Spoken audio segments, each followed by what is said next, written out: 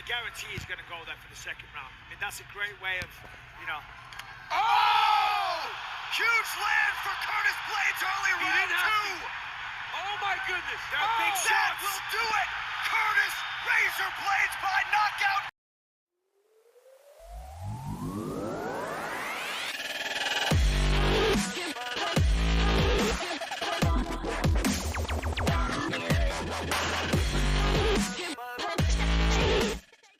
Welcome to Kyle Anthony's UFC Betting Show. I am Kyle Anthony, and welcome to the podcast. Welcome to the betting show for UFC London.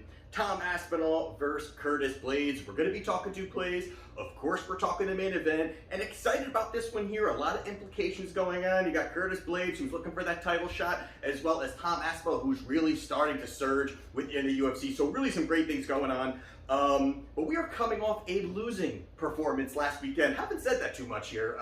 That is our second losing week in over 2 months, but it didn't go too well. We had Muslim Salikoff. He didn't really pan out too well. Brian Ortega gets his arm popped out. Didn't help us there either. So some things didn't go our way, but listen, we're up over, or a little under, 90 units on the year. So we got to go on to the next event. Like I always say on this show, whether we're coming off of a 10-unit winning weekend or a losing weekend, there are no off seasons. Another opportunity to put our money in strong positions this weekend, and we are going to be talking about it today. So let's get to it. Let's break it down here. We got the main event here between Tom Aspinall, who's minus 130, and Curtis Blaydes, who is plus 110. Now, these lines are definitely moving.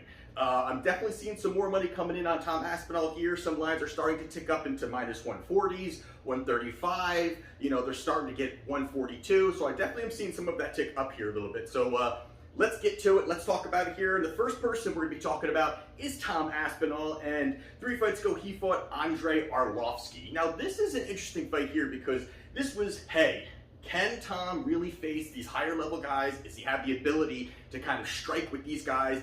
Veteran, you've got Arlovski, who, you know, basically fought everybody in the heavyweight division that there is. But the one thing here that I did like what I saw from Aspinall coming out this game is the pressure. He came right out the gate with pressure, pushing forward, heavy shots, crisp striking, good movement. I mean, it was almost as if Arlovski was kind of thrown off by how quick and light-footed Aspinall was. And again, we're going to be probably talking about that throughout this this breakdown here. But I think that really threw off Arlovski early in the fight, landing some good shots. And the pressure forward really had Arlovski's back up against the fence. It was interesting to see that Arlovski wasn't the guy that was going out there dictating the pace of the fight, pushing forward, firing big shots. But going into that second round, it was a quick opportunity for him to have a level change, get the back, get right behind Arlovski, sink in the rear naked choke. I mean, it was so smooth the way that he was able to kind of dive in, get the takedown,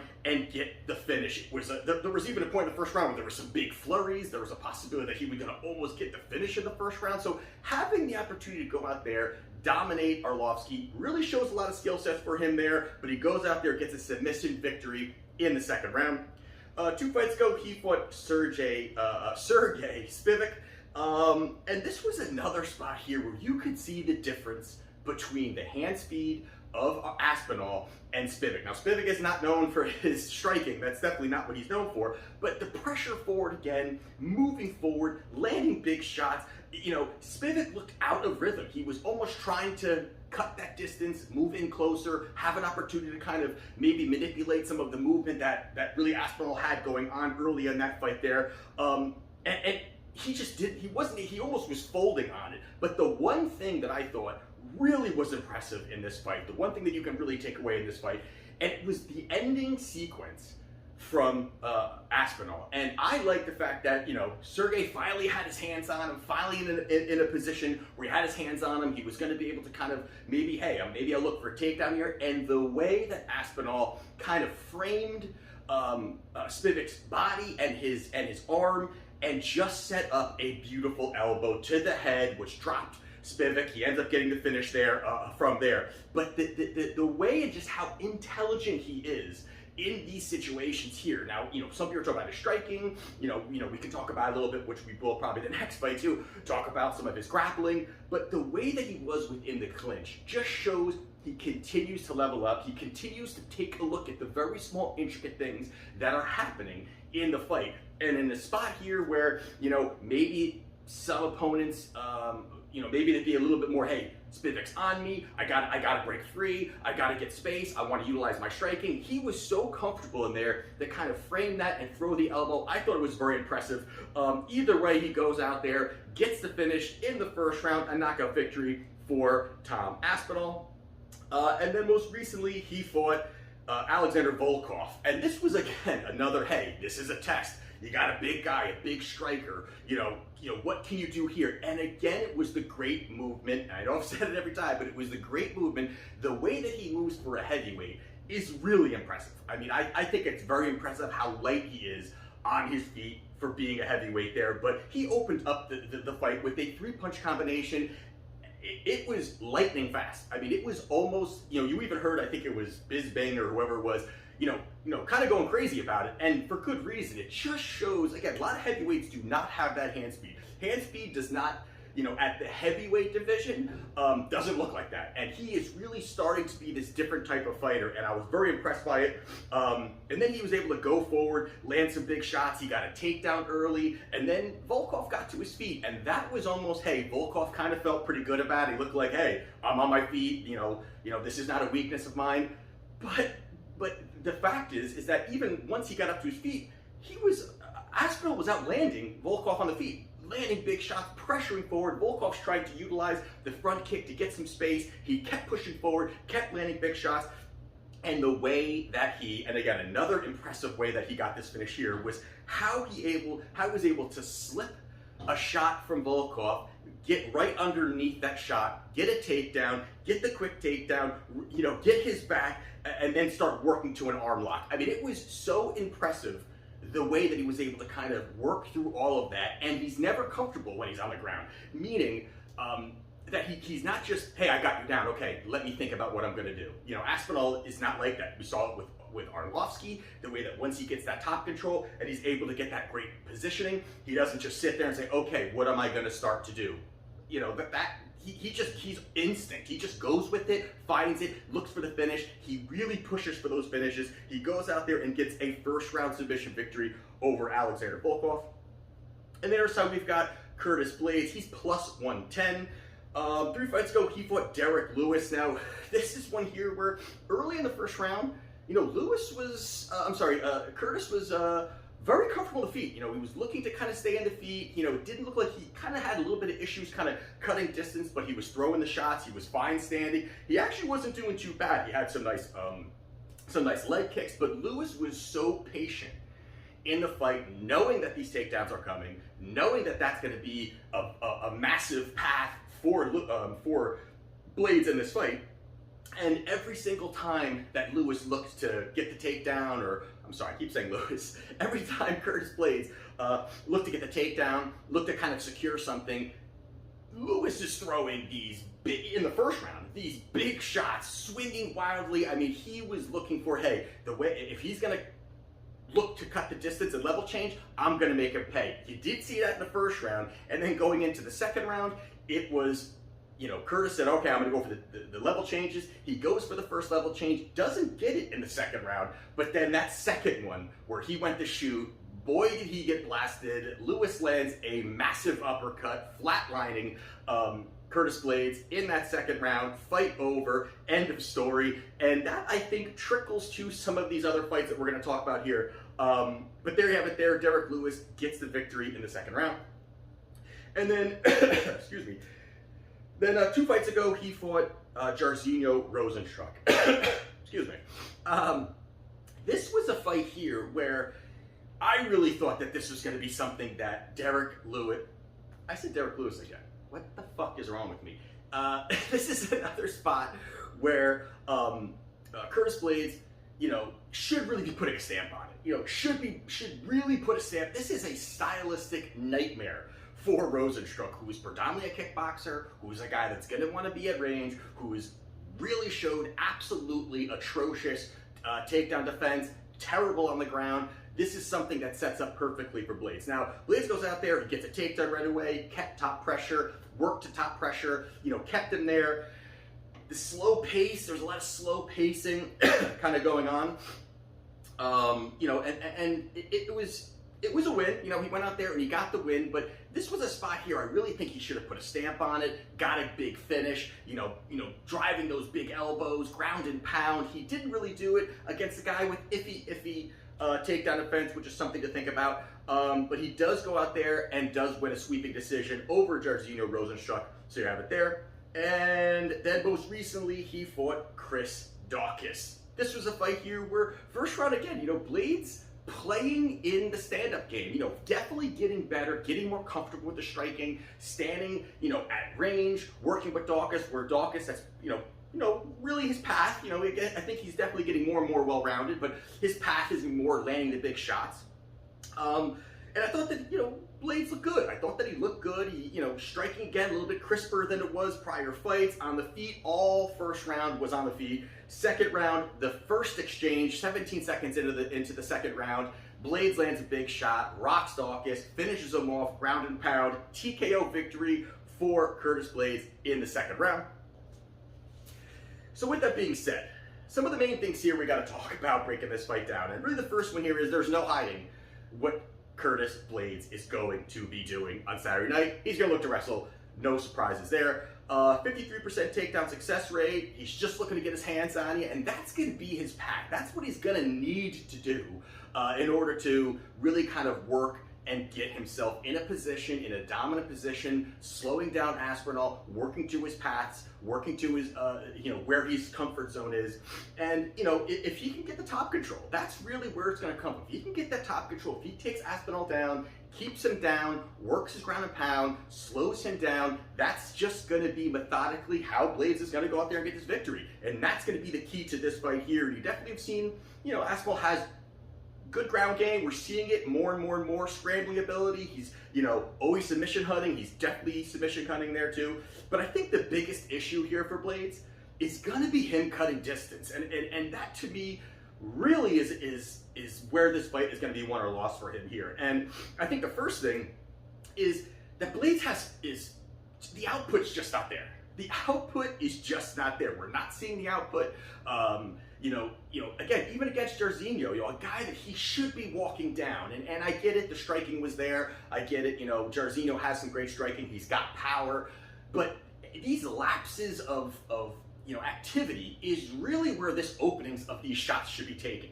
And I think that really has kind of hurt him a little bit. I think that's kind of hurt him in spots where he should be kind of dictating the pace, shooting for those takedowns. He's not doing that. And I think that he's been timid. I think that, you know, Curtis Blaydes really has been timid. The knockout that he's, you know, he's taken some pretty bad knockouts, you know, over his career. But the thing is that I think he's so open to these level changes where he's really trying to get his striking better. He's really trying to, you know, kind of tuck some of these level changes behind some of these strikes, these big shots. And I think he's just kind of questioning himself with these takedowns, which is allowing some of the opponents to kind of, you know, get in the mix there. But I think the other part of this too, with cutting distance, is Aspinall's light-footed, man. He is so light-footed. I mean, and we talked about it a little bit in some of his other fights. I was massively impressed by how light-footed he is. And each fight over the last few fights we've seen, he is really moving up. He's elevating, he's getting better. A lot of his shots are getting better. His movement, his footwork, his angles. I mean, it's all really coming together. And you've got a guy like Blaydes who, you know, a little bit more, you know, plodding with his movement. Once he goes to those level changes, he's definitely like a, you know, like a freight train coming through. But again, the light-footedness is going to be a problem. And with him kind of working at space, keeping distance, you know, staying active on the feet is going to be very hard for Blaydes, who does not have the striking of Aspinall, to cut distance. That's going to be asking a lot. And also talk about the movement. I think that, I'm not the movement, I'm sorry, the high-level striking. You know, so you mix in the movement with the high-level striking that Aspinall has, it just makes it very, very difficult, again, to cut distance. His path to victory starts to, you know, really kind of narrow a little bit more. If that's his main path, he's not going to want to stand and bang with Aspinall. If that happens, that's bad news for Blaydes. But how incredibly fast the hand speed is of Aspinall And I just was really floored by how good it was, and you're mixing in great footwork with that on top of it, and having now this ground game. It really starts to make things more and more and more difficult for Blaydes. Now Blaydes, again, he's elevating, he's getting better with the striking. I think he's getting more comfortable on the feet. You can tell he's a little bit awkward. It's just not where he wants to be, and it's going to be tough for him to get that takedown there. And the last part here really is the explosiveness, man. It all goes towards Aspinall. The explosiveness is going to go to Aspinall. I think that's going to help him a lot. His fakes, his feints, and then looking to fire big shots is going to be what he's going to look for. I think Blaydes right out the gate is going to be looking for a big takedown right away and not even try to attempt to be standing. Some of these fights where he's stood for a round and a half, and starts to work that in, I think he's going to need to do it right away. So that also, these fakes and feints are going to open up shots for Aspinall to land, start to cause some of the damage there. And the killer instinct that Aspinall has, we've seen it over his last few fights. When somebody's hurt, he goes after them. He does not care. He goes right after him. He's looking for the finish. Now, in a 5-round fight, does he kind of play a little bit more patient game compared to where he's looking for that kill? But I still think he's a patient guy.